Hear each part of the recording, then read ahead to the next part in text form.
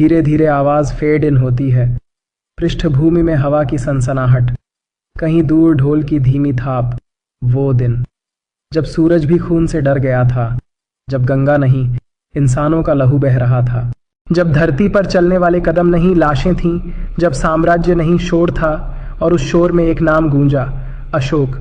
सम्राट अशोक मौर्य, वो जिसने भारत को एकता दी।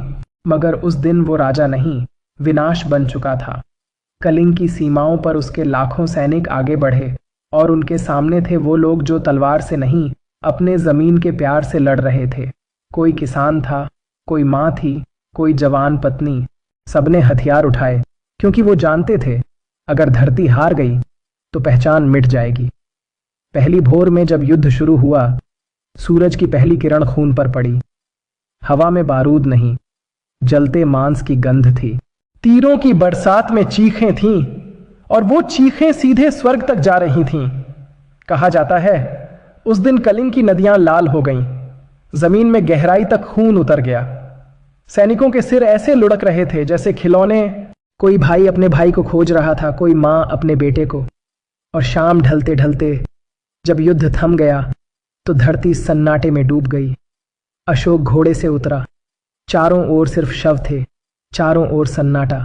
और उस सन्नाटे में बस एक आवाज थी, हवा की सरसराहट, जैसे धरती रो रही हो। अशोक के पैरों में कीचड़ नहीं, लहू लगा था।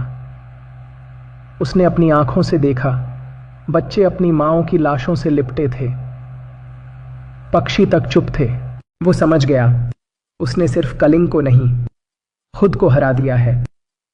उस रात सम्राट अशोक अकेला खड़ा था, युद्ध भूमि के बीच। उसके चारों ओर हजारों लाशें, सड़ती हुई देह, जलते हुए शरीर। और उस सन्नाटे में उसने खुद से कहा, मैंने जीत नहीं, पाप किया है। इतिहास कहता है उस रात से पहले अशोक राजा था और उस रात के बाद वो इंसान बन गया। उसने तलवार छोड़ दी और बुद्ध का मार्ग अपनाया। लेकिन कहते हैं हर अमावस्या की रात जब हवा कलिंग के मैदान से गुजरती है तो उसमें अब भी वो चीख सुनाई देती है।